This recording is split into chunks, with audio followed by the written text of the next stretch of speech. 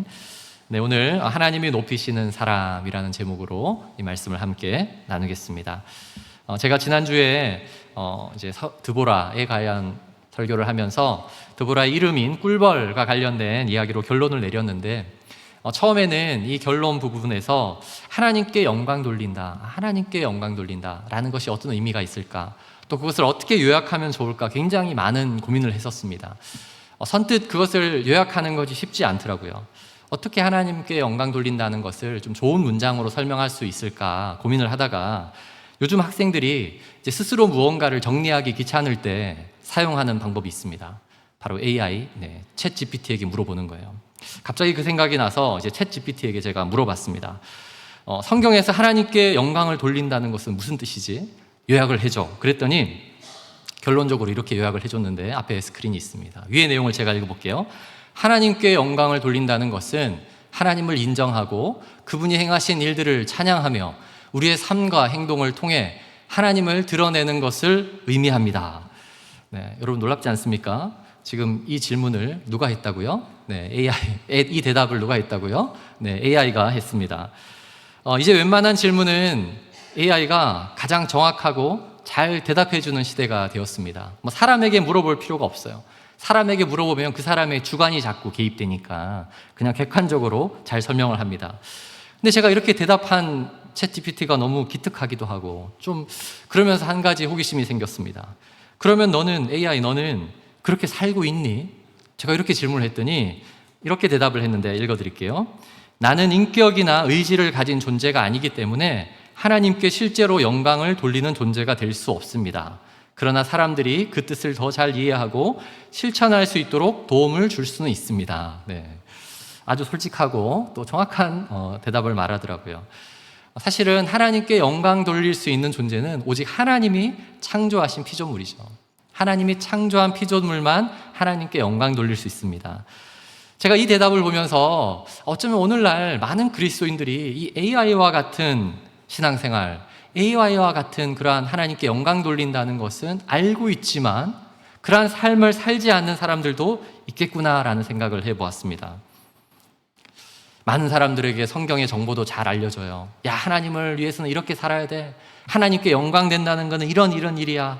그렇게 얘기를 하지만 정작 본인은 전혀 그렇게 살지 않는다면 AI와 똑같은 인생인 것입니다. 초대교회 성도들이 주일에 교회에 모이면 항상 이렇게 세 가지를 질문했다고 합니다. 이렇게 서로를 질문했는데, 첫 번째가 했는데, 첫 번째가 지난주 말씀을 실천하며 살았습니까? 두 번째는요, 가난한 사람들을 도우며 살았습니까? 당신은 한 번이라도 병들고 연약한 자들을 찾아가 보았습니까? 이 질문을 왜 하나요? 그렇게 살지 않으면 말씀을 들은 것, 하나님 앞에 예배드린 것이 아무 의미가 없기 때문이죠. 우리가 먼저 다시 한번 지난주 말씀을 적용해 보자면, 거미처럼 사는 사람이 있다고 했습니다. 거미는 어떤 인생이라고 그랬죠? 그냥 자기에게 온 사람을 다 빼앗고 다 그냥 갈취하는 인생이죠. 이러한 자들이 있다면 예배를 통해서 회개의 삶을 살아야 합니다. 반드시 돌이켜야 합니다. 다시는 그러한 삶을 살지 않아야 합니다. 마음만 결단하는 것이 아니라 그러한 삶을 살지 않아야 합니다. 개미와 같은 사람이 있다 그랬죠? 개미는 자신에게 유익하고 가족에게는 유익해요. 그러나 그 정도 수준에서 머물면 안 되죠. 우리의 시선을 다른 사람에게도 머물고, 그래서 어떻게 해야 돼요? 다른 이들을 더 이롭게 할 수 있는 드보라의 이름인 꿀벌 같은 그러한 인생이 되어야 한다고 요약해 드릴 수 있겠습니다. 제가 이 사사기에 오늘 새로운 인물을 소개하면서도 다시 한번 드보라를 이렇게 얘기하는 이유가 있습니다. 사사기에 등장하는 인물이 12명이죠. 그 중에 우리가 꼭 살펴봐야 하는 인물이 4명이 있다고 할 수 있는데, 그 4명이 이제 드보라, 기드온, 입다와 삼손이에요. 이 사람들 우리가 이제 대사사라고 말해요. 그 이유가 성경에 기록된 내용이 길기 때문에 그렇습니다. 그의 내용이 굉장히 자세히 기록되어 있기 때문에 이 사람들은 대충 보지 않고 자세히 봐야 된다라는 어떤 의미를 갖는 것이죠.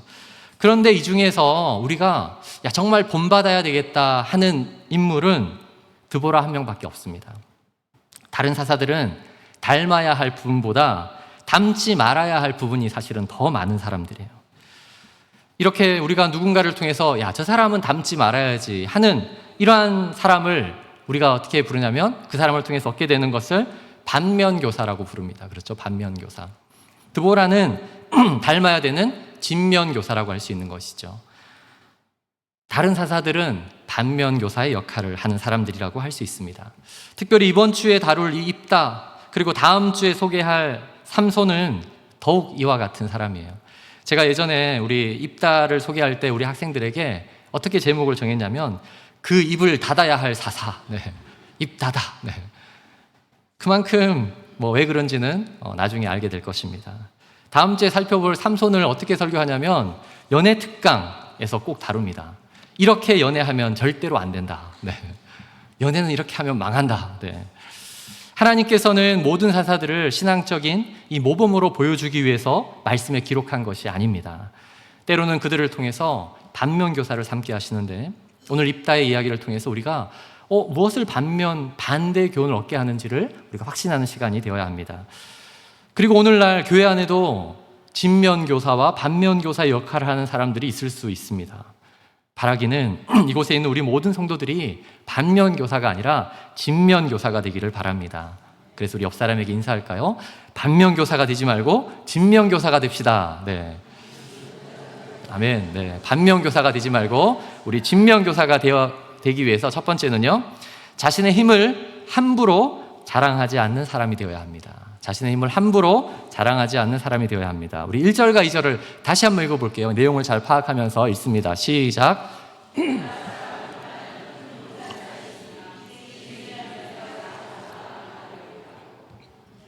길르앗의 아내도 그의 아들들을 낳았더라. 그 아내의 아들들이 자라매 입다를 쫓아내며 그에게 이르되 너는 다른 여인의 자식이니 우리 아버지의 집에서 지 못하리라 한지라. 이 입다의 출생과 관련된 또 성장기와 관련된 이야기를 읽으면 자동적으로 우리가 떠오르는 한국의 유명한 한 인물이 있습니다. 누구일까요? 홍길동. 홍길동이라고 들어보셨습니까? 엄청난 능력과 재능을 가지고 태어났지만 서자로 태어나서 아버지를 아버지라 부르지 못하고 그 서러움 속에 결국은 쫓겨나는 어떠한 그러한 이야기죠. 이 홍길동전은 지금부터 약 400년 전에 허준에 의해서 지어진 어떠한 가짜 이야기이죠. 소설이죠. 그리고 홍길동은 비록 어려운 환경에서 자랐지만 어떻게 됩니까? 결국 자신이 가진 그 타고난 재능을 사용해서 정말 의로운 일들을 하죠. 다른 사람들을 잘 돕는 일을 하고 있고 또 그렇게 합니다. 그런데 이것은 지어낸 이야기일 뿐입니다. 이 사사기에 나오는 입다는 3000년 전에 실존했던 인물이에요. 만약 여러분이 엄청나게 타고난 힘과 능력과 재능이 있어요. 그런데 그곳에서 어린 시절부터 아주 큰 멸시받고 결국 다른 형제들에 의해서 큰 상처받고 집에서 쫓겨났어요. 그런 경우에 어떠한 사람이 될 가능성이 클까요? 아주 훌륭한 사람이 될 가능성이 클까요? 아니면 엇나가는 사람이 될 가능성이 클까요? 사실 엇나갈 사람이 될 가능성이 더 크다고 할 수 있습니다. 길르앗 사람이었던 입다가 그랬습니다. 이 길르앗이라는 지역이 이스라엘의 이 동편, 요단강 동편에 있었던 아주 큰 평야를 일컫는데 이 지역을 차지했던 지파가 므낫세 지파였습니다. 그 므낫세 지파의 자손이었지만 그런데 그는 기생의 아들이잖아요. 그러니까 제대로 인정받지 못했고 땅 분배도 받을 수 없었습니다. 굉장히 많은 땅이 있었는데 그 땅을 전혀 받지 못했어요. 그리고 그곳은 사실은 좋은 땅이니까 많은 적들이 쳐들어 오는 그러한 일이기도 했습니다. 그때 결국은 형들에 의해서 쫓겨나서 그 형제들에 의해서 쫓겨나서 그가 어디로 가는지가 3절에 기록이 됩니다. 3절을 같이 한번 읽습니다. 시작. 이에 입다가 그의 형제들을 피하여 돕 땅에 거주하매 잡류가 그에게로 모여와서 그와 함께 출입하였더라. 그가 어디로 갔어요? 돕 땅이라는 곳에 갔어요. 이 길르앗이라는 땅도 아주 좋은 땅이지만 이 돕이라는 말 자체가 더 좋은 최고의 이런 의미이기 때문에 더 좋은 땅을 찾아서 간 거예요. 이곳은 저 멀리 북방에 있는 이방인에 있는 땅이에요. 그 이방인의 땅이지만 더 좋은 땅으로 갔어요. 그랬더니 그곳에서 누가 모여들었습니까? 잡류가 모여들었습니다. 잡류들이 모여서 함께 출입하였더라. 큰 성공을 거두었음을 의미합니다. 형제들을 피해서 잡류들과 함께 큰 성공을 거두었습니다. 그러면 이 잡류들과 함께 어떤 일을 한 것일까요? 사실 한글 성경에 이 잡류라는 표현은 이 사사기에 한 번밖에 나오지 않지만 원어 성경에 보면 이 잡류라는 단어와 동일한 단어가 사사기 9장 4절에 한 번 더 나옵니다. 그리고 그 잡류의 부류에 가진 사람들이 어떠한 사람인지도 알려주고 그 사람들이 어떤 일을 하는지도 소개합니다. 우리 사사기 9장 4절을 한번 읽어보겠습니다. 시작. 바알브리 신전에서 은 70개를 내어 그에게 주매 아비멜렉이 그것으로 방탕하고 경박한 사람들을 사서 자기를 따르게 하고, 여기서 잠시만요. 방탕하고 경박한 사람들이 바로 잡류입니다. 그리고 그들이 하는 일이 아래에 있습니다. 5절 있습니다. 시작. 오브라에 있는 그의 아버지의 집으로 가서 여룻바알의 아들 곧 자기 형제 70명을 한 바위 위에서 죽였으되. 기드온의 또 다른 이름이 바로 여룻바알이었어요. 그런데 이 기드온도 사실 말년이 아주 비극적이죠. 그의 어떤 잘못을 인해서 굉장히 이스라엘은 급속도로 타락해 가는 모습을 봅니다. 그 중에 한 아들이 이름이 아비멜렉이에요. 아비멜렉. 그런데 그가 자신의 형제들을 죽이기 위해서 그 잡류들에게 돈을 주고 그러한 일들을 벌입니다. 그러니까 이 지금 입다와 함께 있는 잡류가 어떤 사람임을 알 수 있나요? 돈만 주면 무엇이든지 하는 사람, 돈만 주면 뭐 누구든 죽일 수 있는, 돈만 주면 그 사람이 어떤 사람이든 어떤 편이든 상관없이 전쟁도 할 수 있는 그런 부류의 사람임을 알 수 있습니다. 현대적으로 표현하면 아주 질이 나쁜 조직폭력배 같은 그러한 사람들이라고 할 수 있겠죠. 다시 말해서 입다는 지금 그러한 조직폭력배의 조직의 리더가 되었습니다. 그들과 함께 돈이 되는 일은 어떠한 일이든 서슴없이 하는 그런 사람이 된 것입니다. 입다가 홍길동처럼 정말 양심적이고 도덕적인 성품이 있어서 그 잡류들을 변화시켰으면 좋았을 텐데 그렇게 한 것이 아니라 그저 자신이 가진 힘과 능력을 마음껏 발휘하고 자랑하는 그런 사람이 되었습니다. 이건 참 큰 비극이라고 할 수 있죠. 오늘날로 말하면 하나님을 믿는 어떤 사람이 굉장히 큰 재능과 어떤 은사를 가진 사람이었어요. 그 사람에게 주신 하나님의 그 재능을 가지고 그가 이제 사기 조직을 이끌고 폭력 조직을 이끌어서 그 보스가 되었습니다. 그래서 돈도 많이 벌고 많은 사람들을 거느리고 있습니다. 그러나 그것은 결코 축복일 수 없는 것과 동일한 것이죠. 이제 그러다가 시간이 지나서 입다가 이제 조직을 이끌고 군대를 잘 이끌고 있다는 소식이 그 고향 사람들의 소문에도 들려왔습니다. 그리고 그 고향의 장로들이 찾아왔죠. 찾아와서 무엇을 부탁하나요? 지금 전쟁이 나서 우리 땅이 너무 힘든데 우리를 좀 도와달라고. 처음에 부탁을 했을 때 거절한 다음에 입다가 뭐라고 대답을 하냐면 이제 9절에 이런 내용이 나옵니다. 이후에 대답하는 내용인데 같이 한번 읽어보겠습니다. 시작. 입다가 길르앗 장로들에게 이르되 너희가 나를 데리고 고향으로 돌아가서 암몬 자손과 싸우게 할 때에 만일 여호와께서 그들을 내게 넘겨주시면 내가 과연 너의 머리가 되겠느냐 하니.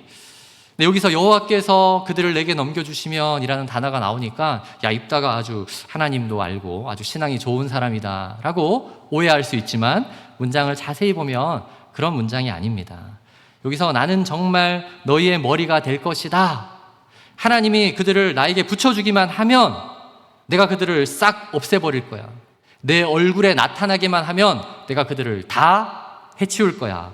사실은 굉장히 자기 힘을 과시하는 거야. 나는 그들 다 죽일 수 있어 라는 어떤 그러한 자신감을 표현하는, 과시하는 그러한 문장입니다.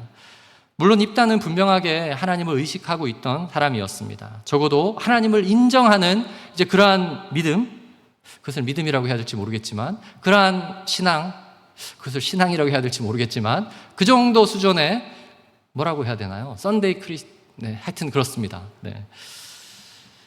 그러나 하나님을 온전히 의지하는 믿음을 갖는 그런 사람이 아니었습니다. 하나님의 힘보다 내 힘이면 충분해, 야, 내 힘으로 무엇이든지 할 수 있어 라고 자신만만하던 사람이었던 것입니다. 일단은 이방인의 땅에서 잡류들을 만나서도 힘자랑하면서 결국 성공하는 인생이 되었죠. 그리고 자신에게 부탁하러 온 그 고향의 장로들을 만나서도 그동안 자신이 얼마나 성공했고 또 누구든 내가 다 해치울 수 있다라는 그러한 자랑을 얘기하는 장면을 볼 수 있습니다. 결국 입다는 자신이 무시받고 쫓겨났던 그 고향 땅에 지휘관이 되죠. 그러나 여기서 중요한 것은 사실상 입다는 하나님에 의해서 세워진 사사가 아니라 사람들에 의해서 자신의 힘 자랑으로 세워진, 자신의 힘을 드러내어서 세워진 그런 사람이라고 할 수 있습니다. 하나님에 의해서 온전히 세워진 사사가 아닌 자가 결국 그의 끝이 제대로 마무리될 수 있었을까요? 시간이 지날수록 더 비극적일 수밖에 없었습니다. 또 치명적인 실수를 하게 되죠.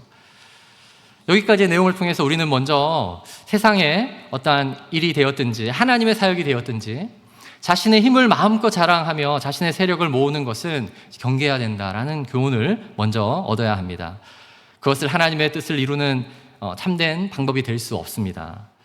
어쩌다 다른 사람들부터 높임을 받을 수는 있겠지만 결국 그러한 사람은 하나님이 높이시는 사람이 될 수 없습니다. 하나님이 높이시는 사람은 그래서 처음에 뭐라고 그랬죠? 자신의 힘을 함부로 자랑하는 사람이 아님을 기억하십시오. 두 번째는요, 하나님이 높이시는 사람은 자신의 열등감을 감투로 극복하지 않는 사람이에요.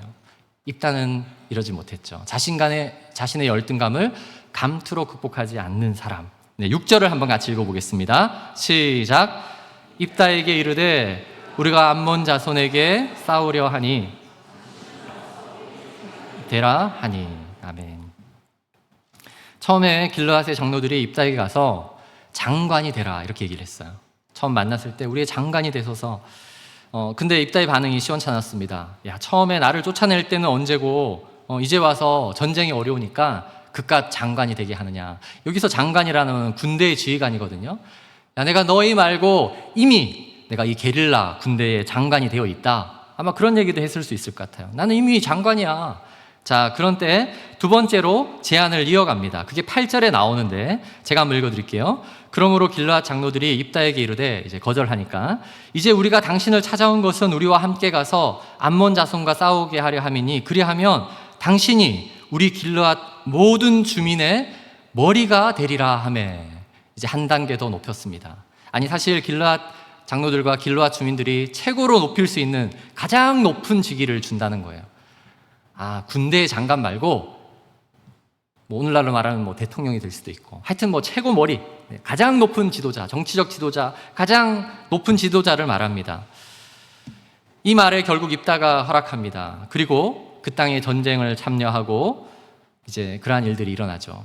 그런데 여러분, 성경을 자세히 보면 사사기에서 이 입다가 시작하는 장면이, 등장하는 이 배경이 10장부터 시작되거든요. 10장부터 이러한 배경이 일어나는데 결국 사람들은 입다를 하나님의 허락 없이 자신들의 사사 머리로 세우는 장면이에요. 사사라는 것이 바로 그 머리의 직분이어야 했습니다. 이것은 하나님이 세워야 했습니다. 과연 이 과정에서 하나님이 개입하신 것이 있나요? 전혀 없습니다. 10장 16절에 보면 하나님께서 이스라엘 백성들이 자신들의 그 어려움 가운데 간구할 때 마음에 근심하셨어요. 처음에 간구할 때 너희들 기도 이제 더 이상 안 들어줄 거야. 너희가 섬기는 우상에게 가서 도와달라 그래. 그랬더니 다시 한번 기도합니다. 그 가운데 하나님이 근심하셨습니다. 그런데 얼마 지나지 않아서 하나님은 고민하고 있을 뿐인데 장로들의 조급함과 조금 더 높은 직책을 얻고자 하는 입다의 열등감이 결국 그를 하나님이 세우지 않았지만 그 자리로 그냥 세워버리고 만 것입니다. 여러분, 지난주에도 말씀드렸지만 열등감은 누구에게나 있습니다. 아들러라는 아주 유명한 심리학자가 열등감을 인간의 발전 동력이라고 말했습니다. 우리 중에 누구도 항상 모든 것 만족하고 서로 비교하지도 않고 뭐 도전하는 것도 좋아하지 않고 이런 사람을 우리가 좋은 사람이라고 얘기합니까? 이상한 사람이에요. 네. 열등감이라는 것은 사실 우리에게 늘 내재하는 것이지만 그것이 우리의 삶에 동력이 되는 것이 있어요. 그러나 그 열등감을 어떻게 극복하느냐가 중요합니다. 아, 내가 당했던 그 어려움의 상처, 내가 어릴 때 받았던 그것을 이기기 위해서, 또는 다른 사람을 밟고 올라가서 더 높아지고 군림하는 것을 통해서 극복하려 한다면 그것은 참된 방법이 아닌 것이죠. 여러분, 그리고 우리 10절을 한 번 더 볼까요? 10절도 한번 보시겠습니다. 길르앗 장로들이 하는 말인데 시작. 길르앗 장로들이 입다에게 이르되 우리가 그렇게 행하리이다 하니라. 네. 입다의 자신감 있는 어떠한 고백에 길르앗 장로들이 대답합니다. 여호와 하나님이 증인 되시니까 당신의 말대로 우리가 행할 것입니다. 당신의 말대로 행할 것입니다. 사실 여기서 증인이라는 말이 하나님은 들으시는 거예요. 하나님은 그냥 듣고 당신의 말이 더 중요한 거예요. 당신의 한 말 하나님은 그냥 들으실 것이고, 그리고 당신의 말대로 우리가 그대로 할 것입니다. 여기서도 하나님의 이름이 서로 오가는 것 같지만 사실은 결국 누구의 말을 듣는 거예요? 당신의 말, 사람의 말이에요. 즉 입다가 하는 그 말을 하나님도 듣고 우리도 그대로 행할 것이라는 충성 고백을 그냥 하는 거예요. 여러분, 다시 말씀드리지만 하나님은 아직까지 입다를 사사로 세운 적이 없었습니다. 길앗 장르들이 입다가 가진 그 열등감을 자극하고 또 머리로 삼겠다 약속 가운데 이러한 일들이 이렇게 진행된 거예요. 그런 다음 입다는 이렇게 하나님께 말합니다. 우리 11절인데 오늘 구절의 마지막 본문의 내용이죠. 한번 같이 읽어볼까요? 시작. 이에 입다가 길앗 장로들과 함께 가니 백성이 그를 자기들의 머리와 장관을 삼은지라. 입다가 미스바에서 자기 말을 다 여호와께 아뢰니라. 네, 여기도 이제 여호와께 아뢰니라 하니까 와, 입다가 가서 기도하나 보다. 여러분, 그렇지 않습니다. 이거는 통보하는 거예요. 그냥 하나님께 재차 말하는 거예요. 이 아뢰다라는 단어가 기도가 아닙니다. 앞절에서 사람들이 했던 그 말, 하나님 분명히 들었죠. 저 사람들이 다 이렇게 약속했습니다. 하나님 들었으니까 이대로 되게 해줄 줄 믿습니다. 네, 지금 그렇게 얘기하는 장면입니다. 하나님께서 반복해서 이 모든 결정이 하나님의 의지와 상관없이 되었음에도 불구하고 하나님 들었으니까 됐죠. 그런 수준의 말을 하는 것입니다. 자, 지금까지 저는 참 어렵게 입다가 사람들에 의해서 사사로 세워지는 이 초창기의 일을 소개해 드렸습니다. 이후에 입다는 6년이라는 아주 짧은 기간 이스라엘의 사사가 되었어요. 그리고 실제로 전쟁도 치릅니다. 많은 적들도 이기고 전쟁에서 승리하는 것 같기도 합니다. 그러나 그 짧은 기간 통치했던 이스라엘이 잠시 전쟁에서는 승리할 수 있었지만 그는 성경에 기록된 그 어떠한 사사보다도 잘못된 결정을 하는 사사로 오인이 남고 맙니다. 12장에는 보면 자신의 동족인 에브라임 사람들을 42,000명을 잔인하게 죽입니다. 결국 이 사건이 이 사사시대에 이스라엘이 지파별로 더 분열되고 갈라지는 결정적인 요인을 하고 만 거예요. 결국 입다는 자신의 그 열등감으로 인해서 이스라엘의 머리가 되기는 했지만 사사 중에 가장 반면교사로 닮지 말아야 될 사람, 그리고 신앙인들이 서로 갈라지고 나누어지는 그러한 제공자의 모습을 보여주는 그러한 인물이 되고 말았습니다. 오늘날 교회에서도 이것을 우리가 정말 경계해야 합니다. 자신의 열등감으로 어떠한 직책을 하나님이 세우지 않았지만 오르려고 할 때에 그 공동체는 어떻게 될까요? 심각하게 깨어짐을 발생할 수 있는 거예요. 그렇다면 자, 우리는 오늘 이 입다 이야기를 통해서 조금 더 긍정적인 한 가지의 적용을 할 필요가 있습니다. 자, 그렇다면 어떠한 사람이 되어야 할까요? 하나님께서 또 하나님이 높이신 사람, 그러한 사람은 어떤 사람일까요? 우리 마지막 세 번째인데요.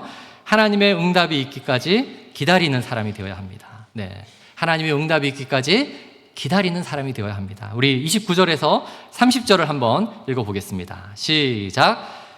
이에 여호와의 영이 입다에게 임하시니 입다가 길르앗과 므낫세를 지나서 길르앗의 미스베에 이르고 길르앗의 미스베에서부터 암몬 자손에게로 나아갈 때에 그가 여호와께 서원하여 이르되 주께서 과연 암몬 자손을 내 손에 넘겨 주시면 네, 여호와의 영이 임하시면이라는 장면이 있었고요. 입다가 서원하는 장면이 있었습니다. 제가 처음에 학생들에게 이 입다 설교할 때에 제목을 입 닫아야 할 사사, 입 닫아라고 했던 이유가 바로 이러한 부분 때문입니다. 입다가 안타깝게도 하나님의 영이 임했어요. 지금 하나님의 영이 임해서 지금 드디어 하나님이 함께 하셔서 그전까지는 하나님의 영이 임하지 않았는데도 그가 싸움에서 막 승리를 했어요. 드디어 하나님의 영이 임해서 놀라운 승리를 하게 되는 상황에서 엉뚱한 서원을 하고 말았습니다. 어떤 서원을 하게 되죠? 하나님, 이 전쟁에서 내가 이기고 집으로 평안하게 돌아오면 그때 내 눈에 보이는 그 사람 누구든지 그 사람을 잡아다가 하나님께 번제로 태워드리겠습니다. 하나님께서 이것이 기뻐할 만한 일입니까? 사람을 잡아다가 번제로 드리겠습니다. 이것은 하나님께서 가장 싫어하는 이방신을 섬기는 가증한 방법의 제사였죠. 입다는 그것을 아무렇지 않게도 서원한 것입니다. 그래서 입다의 서원에는 두 가지의 문제가 있죠. 첫 번째는 하나님의 영이 함께 하시니까 이제 승리를 확신하며 더 기쁨으로 그 승리를 이끌어야 되는데, 그것이 아니라 여전한 자신의 불안감 가운데에, 두려움 가운데 쓸데없는 서원을 하고 말았습니다. 이것이 첫 번째 문제라면, 더 큰 문제는 뭐죠? 이방신을 섬기는 것처럼, 다른 종교에 사는 것처럼 잘못된 서원을 하고 만 것이에요. 여러분, 우리가 보통 서원을 언제 또 하게 되나요? 서원을 언제 합니까? 혹시 한 번도 안 해보셨습니까? 네. 하나님을 향한 간절한 소원이 있을 때 하는 것입니다. 그렇죠. 하나님, 정말 이거 한 번만 이루어주시면 안 될까요? 라는 간절한 기도가 있을 때 충분히 우리는 서원하여 기도할 수 있습니다. 그러나 그 간절함의 기도가 마치 이방인의 종교들이 몇천 배 절을 하고 몇만 보 길을 걷는 것과 동일한 방법으로 그것을 서원하게 된다면 하나님이 기뻐하실까요?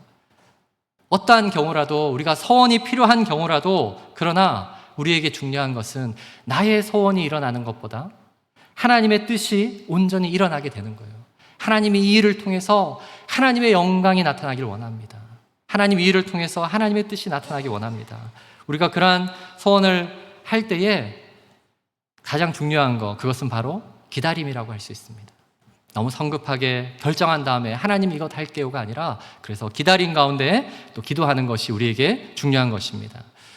라이즈 오브 베프티스트 강사 목사님들이 요즘 쭉 설교를 하고 있는데, 그 중에 한 목사님이 지난주에 한 설교 내용 중에 이런 얘기를 하더라고요. 본인이 또 이제 그 교회가 굉장히 좀 잘 부흥하고 또 여러 가지 하나님의 은혜가 있었는데, 온 성도가 한 마음으로 간절히 기도했지만 하나님의 응답은 최소 2달이 지나야지 조그만 응답이 있는 것 같다, 그렇게 얘기했어요. 그러면서 우리가 아무리 간절히 기도해도 하나님은 천천히 그러나 분명하게 그 일을 이루어주신다라고 이렇게 말하더라고요.